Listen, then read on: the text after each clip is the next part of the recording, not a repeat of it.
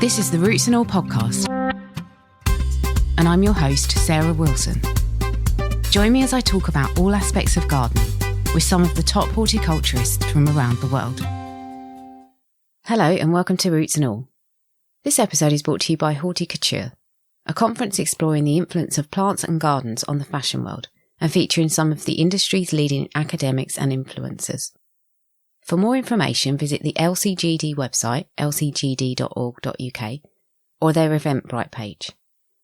The conference will take place on the 9th of October, and tickets start at just £59, and the day will be streamed online as well as in person at Kew Gardens. In this episode, I'm speaking to award-winning writer Catherine Mack about getting a gardening book published. Catherine talks about why you might want to write a book, the process of getting your ideas onto paper, and how to get published. Plus, she addresses the most important issue of whether or not you'll make your fortune. If you've ever harboured dreams of writing a book, listen on and be inspired by Catherine's advice and encouragement. Because it might be interesting, because I guess there's two reasons for me chatting, as well as you want me to talk about being a writer, but because I'm crowdfunding my book, I want to try and get awareness around it for that. But also, I've still got about 10 interviews to do. And I'm trying to find a really diverse mix of people to feature in the book, because there's such a sort of, cliched view that allotmenteers are all 60-year-olds, white men, basically. And of course, that's not the case at all. There's lots of much younger people and people of all sort of racial mix and, backgrounds. And needs as well, in terms of like mental health and all sorts. So I'm trying to get a really diverse range of people to interview. And so I'm putting the word around about that.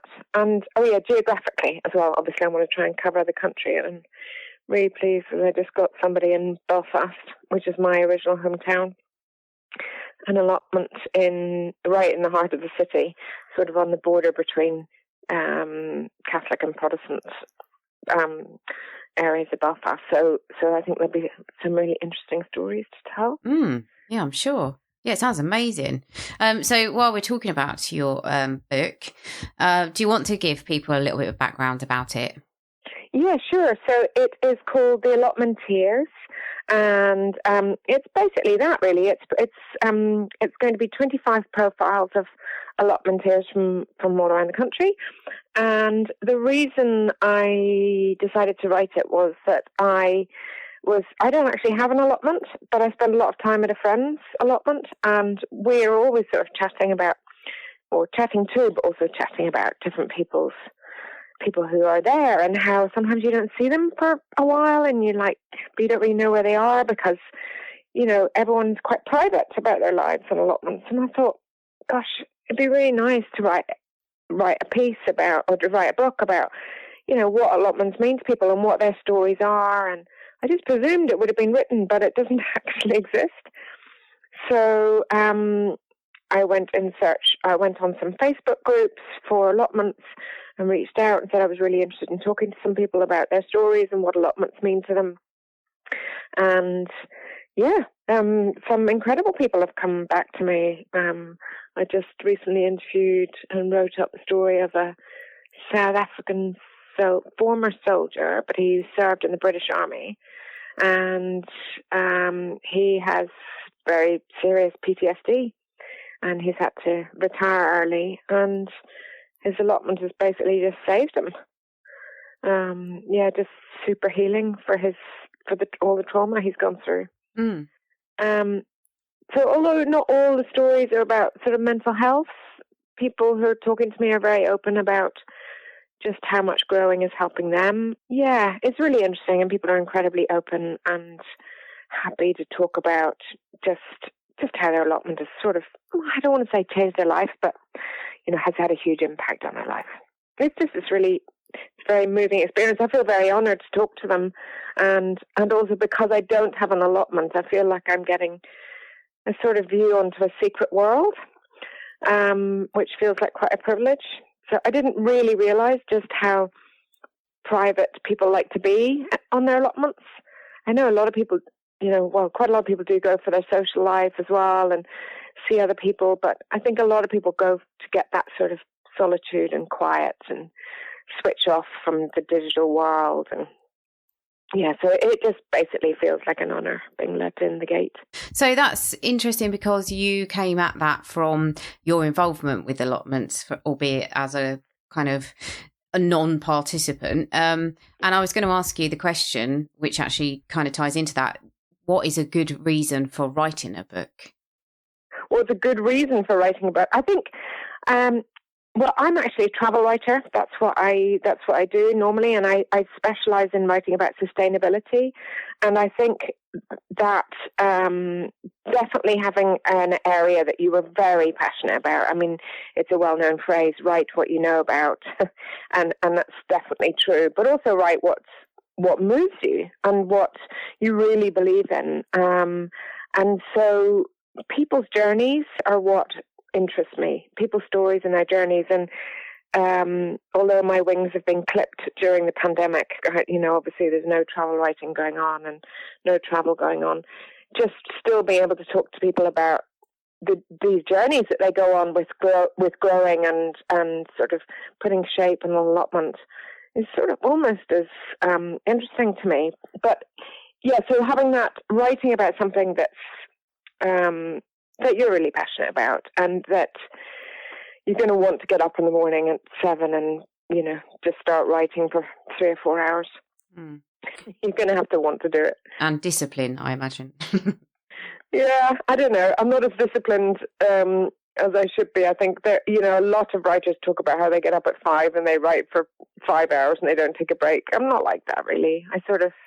I'll really just go at it for 2 or 3 hours and then take a break and go for a walk and clear my head and then come back and reread it and see how it's doing. But to be honest, this book, I guess, is not like a novel. The words are coming from the people I'm interviewing, and then all I have to do is craft those words really into something that's that people are going to engage with immediately. It's not just a series of questions and answers. They're going to be nice, hopefully short stories. So I don't know. Does it answer your question? Yes, it definitely does. And I suppose the flip side of that is, how do you know whether what you're writing is going to be of interest to readers? Well, I think first of all, it's definitely worth checking what's out there, because basically there's no point in contacting a publisher until, if there are 10 books on that subject, just forget it. It's just, you're not going to, unless it's really, really different, I don't think you're going to have much joy unless you want to self-publish, which is an option. But no, I would say really get guidance from publishers. They know what they're talking about, especially, and find a publisher that's a specialist in your area. So there are a lot of publishers who well, not a lot, but there are fewer publishers in the UK who specialise in nature writing, obviously travel writing. You're not really going to go to a publisher who just does fiction to write a book about landscapes, for example. Yeah. So you mentioned 2 options there, self-publishing and working with a publisher. Are they your 2 main options if you're looking to get published? Yes, they are really. You can also, you can publish online. You can use a blog to just publish. It's also very popular, and of course now there are a lot of people doing that because if they've got a very good network of social media, they can just get a lot of traffic to their blog, and then there are lots of ways in which you can monetize your blog. But there's a lot of competition for that, and at the end of the day, I'm personally a bit of a fan of an old-fashioned book, and I'm glad to see that the publishing industry is actually, I believe, it's on the up again. People are going back to reading books, and they want to switch off their screens and go back to physical books. The publisher that I'm working with on this book, they're called Unbound, and they're a bit different. They fall between those 2 options, really. So, and in fact, they set up 10 years ago really for that reason, because they wanted to publish people who wouldn't get into the normal traditional publishing route. So, if, for example, if you were told by a publisher, oh, that's a bit niche, we don't think that would really work. We wouldn't sell enough. It's possible that Unbound, if it's a good enough idea, we'll go with it, because they think outside the niche, and that's exactly what they did with this book. And I'd already been told by a couple of publishers that they thought it was a bit niche, and I sort of thought, I don't know how a book about allotments can be niche. No, doesn't sound it. There's so many people out there, who like to read about people's stories, but also who are allotmenteers. And Unbound got that immediately. But the reason they're a bit different is that they also crowdfund their books. So although it's not self-publishing, they handle all the publishing themselves, and they have a big marketing machine behind them, and they really know the industry. It was set up by expert, super experienced publishers, as I said, 10 years ago, so that they really know what they're doing. But they put it out for crowdfunding, and then if you get enough people to believe in your project, then it gets published, basically. And in order to crowdfund it, you basically just sort of pledge to for the book. You might go and pledge 20 quid, and then you'll get a signed copy of the book when it's published. Yeah, but they're a really interesting model, I think. I mean, I haven't worked with them before, but they're just so encouraging to work with, because they don't feel like they don't try to put you into what's the word? I can't think what the word is, but they don't sort of try to squeeze you into a category. They'll let you write what you want to write about if they believe in it. So that's quite liberating. Yeah, I bet. So if you wanted to, well, I'm guessing there's going to be the same sort of formula whether you approach a publisher or whether you're crowdfunding or whether you're going with someone like Unbound. I'm guessing you need to have some sort of outline to approach them with. Is that right? Yeah, you do. What I did was I prepared the norm, I think, for non-fiction is to have 4 or 5 chapters written. So in my case, I had 5 interviews written up, and then a few sort of sample photographs, and also a synopsis of what the book was about, who you think it will appeal to. So you really have to have that as a minimum. If you're writing fiction, I think most publishers actually want to see a full manuscript. So it's a lot of work before you'll start seeing, obviously, any money. That's why I said you have to really want to do it. But so for fiction, I think they more or less want to see a first draft, what they call a full manuscript, and for non-fiction, usually 4 or 5 chapters. Yeah. But every publisher normally has what they call their submission guidelines on their website. So if you are interested in writing a book, just the best thing to do really is go to, go to a bookshop, look at some of the books that you really like that are maybe in the area that you want to write about, see who publishes it, and then go to their website and see if they have submission guidelines. And then start from there. The other option is that you can not go to a publisher directly, but you can try and get yourself a literary agent. But I think that's usually quite tricky unless you've got a little bit of writing experience already. And would you need photographs, for example, as well, to go along with it? So with mine I did, because it was quite easy. I just I got shots of a couple of the people I'd interviewed, but also I had a vision of. I had a vision. Sounds a bit extreme, but I had a picture of how I wanted the portraits to be in the book. Which quite sort of just straight up portraits of these people, because I think, I love their faces, and I wanted to catch their love of nature in their face, and the interesting sort of story behind their eyes. So for me, I didn't want pictures of vegetables. I really wanted the people, because ultimately it's a book about people more than obviously how to grow vegetables. And that's quite a interesting thought as well. If you were going through a traditional publisher, I'm assuming they would have someone who'd lay the book out. If you were going down the self-published route or, crowdfunding, that kind of thing, do you need to employ someone to lay the book out for you, or is it possible that could happen? They're handling all of that. They do all of that. In my case, Unbound, they handle all of that, and they suggest the design, and you obviously have total approval on it, and they came up with they've designed a beautiful cover for it, and they recommended, paperback over hardback. So that's why that sort of stuff is so much easier when you do go with an experienced publisher, because it's hard enough writing a book, but to take all those decisions on your own as well is really tough. Yeah, and you mentioned obviously there's an outlay in terms of your time. When you start, you have to bring it all together. Would it cost you anything else, or should it cost you anything else initially? Not with the publisher, no, absolutely. It's all time, really. And for me, travel expenses, because although I have been interviewing quite a lot of people on Zoom, but some travel expenses while I go and meet people. But if you're not writing a book that involves meeting lots of people, you shouldn't have too many of those. And then if you do need photography, there'll be a photography budget. But I would warn people that in publishing, all those things are very low. Right. It's just, unless you're a writer who's going in for your second or third book deal, you're dealing with small budgets. So I'm certainly not going to make a fortune from a book about allotment years, but I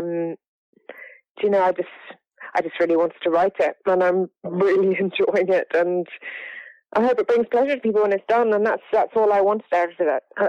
Really, I was missing writing so much in lockdown because I couldn't travel, so I just loved the idea that I was chatting with other people about these journeys that they're making. Of course, I'm also now a complete convert, and I'm going to get mellow. Good. Well, I'm glad to hear it. You'll love it, I'm sure. Sure I will. I'm certainly prepared for all the hard work, because people are telling me all the stories about that. You've heard some cautionary tales about that. So talking about the finances, anyone who's got dreams of making their fortune writing a book, is that likely to happen, or does it depend on circumstances? I mean, I'd say it's very unlikely. I think you're really in the minority. But I wouldn't discourage anyone from doing it. I really wouldn't, because also you just don't know. You just don't know what's going to happen with a book, especially fiction. Something just is in zeitgeist and it just works. So if you have it in you and you want to write it, just write it, I'd say. But if you really need that money to put food on the table for your kids, no, you need, I have a day job, you do need an income, but I'm not going to say that you're not going to make loads of money, because you just never know. No. No. I think that's mostly with fiction, that happens, but, because suddenly people just love it and it takes off, and suddenly you're getting film rights and all sorts. And that does happen to people, which is incredibly exciting. But I wouldn't set out with the plan of that happening. No, something that is not maybe the best work of fiction ever, something like 50 Shades of Grey, probably exceeded all expectations. Sally Rooney, I don't know if you know Normal People. She's from my country of Ireland, and she's just a phenomenon. She wrote Normal People, and I think I don't know if she's on her third or fourth novel now, and she's just became an overnight sensation. And I'm sure lots of people didn't predict it, but it just happened, which is fantastic. And so it really does happen. But at the same time, the reality is, if you submit a manuscript to a publisher, they'll nearly always tell you that they're not going to get back to you for at least 10 to 12 weeks. That's sort of the norm. So that gives you an idea of just how many manuscripts they're reading. They have so many that are sent in, and they do say, we'll read them all. But yeah, there's a lot of people trying to do it, and it's amazing, though. It is a great feeling. This one isn't published yet, obviously, because I'm still at the crowdfunding stage. But I had a book written about Ireland, actually, about 8 years ago, about sustainable travel in Ireland. I just did that with a small independent publisher, and we had about 8,000 or 9,000 books published which was a pretty small book run.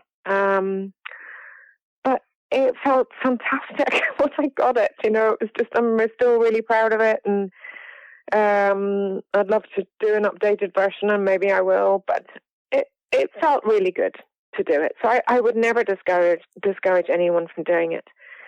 One other thing I would suggest is do join a writing group, or just team up with another writer who can support you. It's great to have someone who can support you, and also there are incredible evening classes out there. If you've got a day job, there are lots of classes that you can join, especially on Zoom and stuff.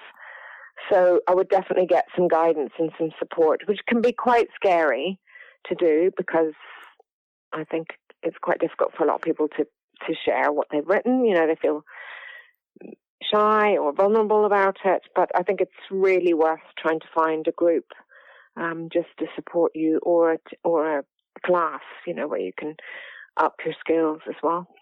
Yeah, that's really good advice. You mentioned about kind of the print runs and thinking in terms of the amount of copies that you sell. How many would you need to sell in order to kind of, for it to be deemed a success? Does it depend on where your break-even point is, or, the kind of niche that you're writing in? Yeah, I don't know. I think probably does. I'm sure it really depends on the category that you're writing in. Something like a novel, I'm sure it's tens of thousands. I've no idea really, but I don't know the answer to that question. I guess it's just it depends on the production costs of your book, how many you need to sell, and whether you're going to break even.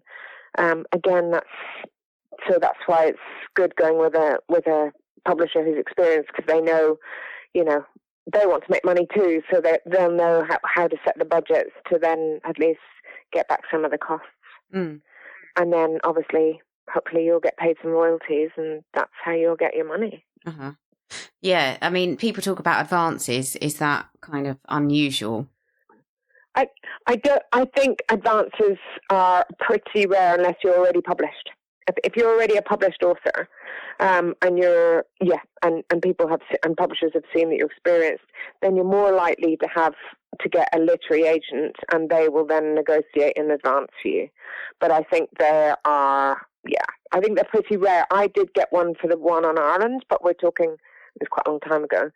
We're talking maybe a couple of £1,000 or something, to cover me for, 6 months basically of writing. And I was traveling quite a lot for that. So, yeah, I really got that because I was going to be traveling, so I needed some money up front.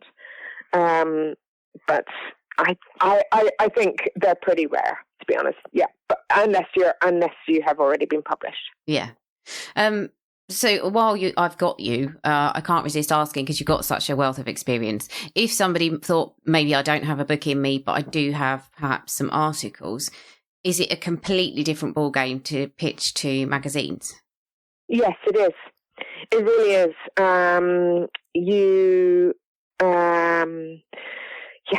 It depends. I mean, obviously, it really depends on the area that you're working in. But travel is my main area, and so what you try and do is just get as many editors' names as you can. First of all, get to know all the publications, whether they're online or in print.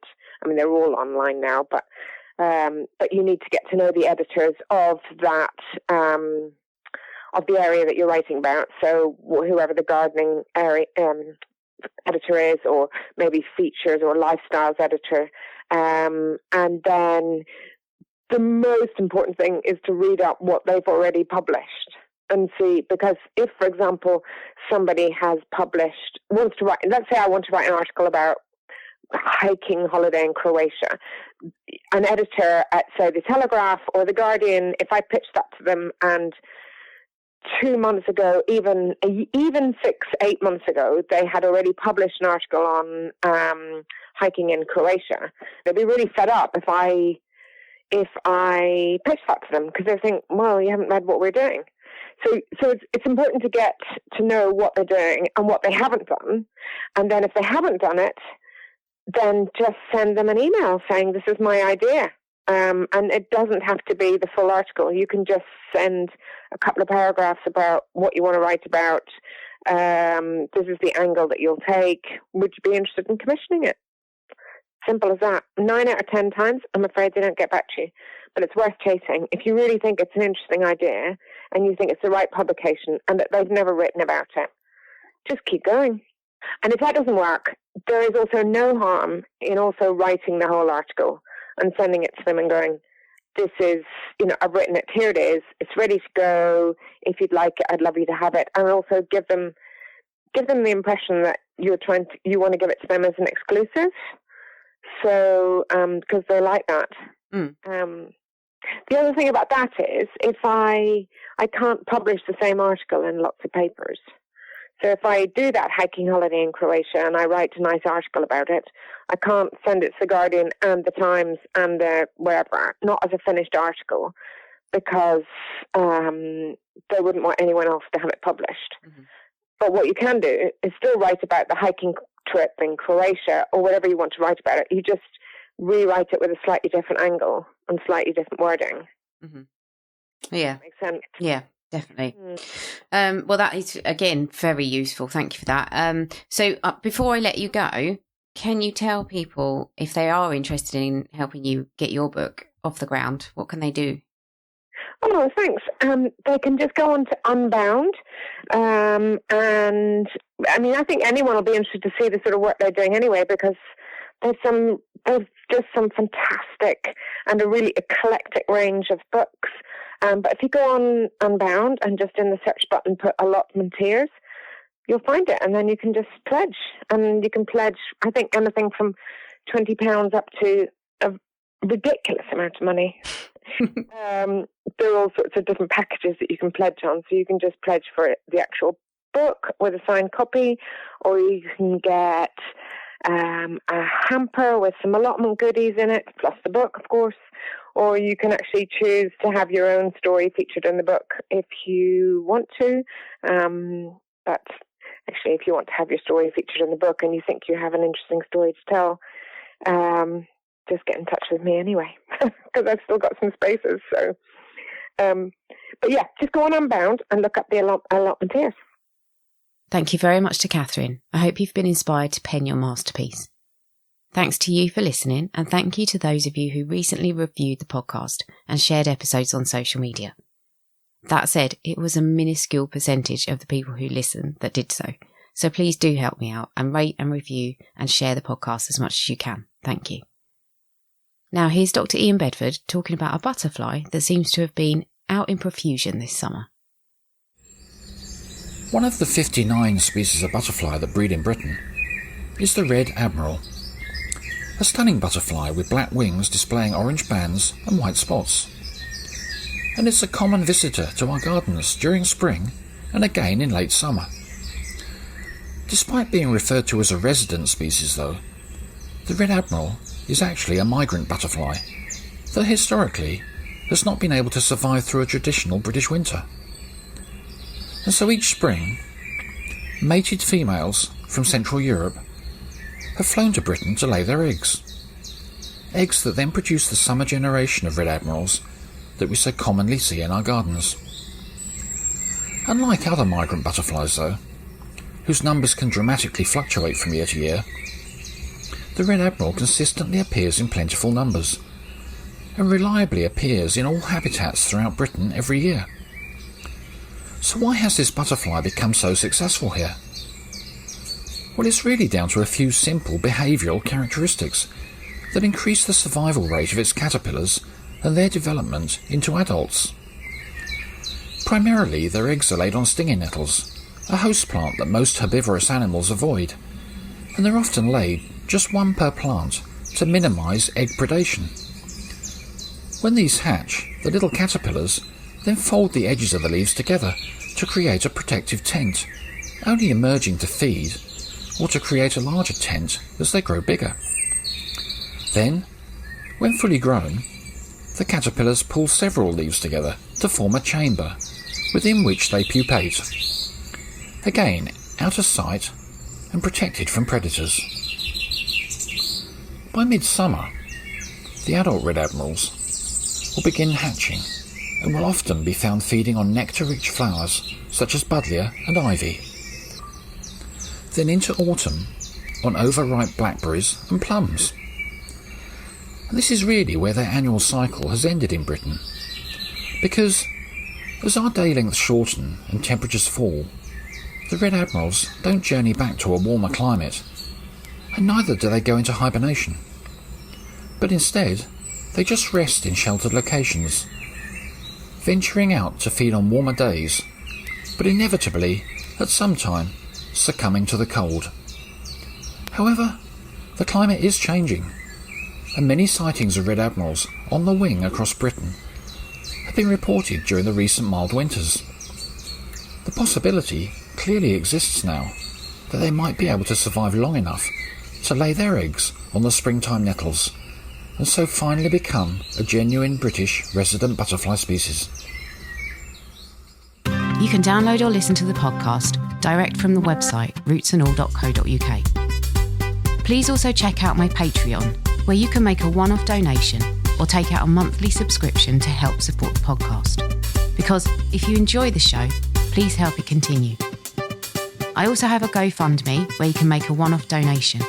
Even a one-off donation of £1 helps, and I'll be really grateful for your support.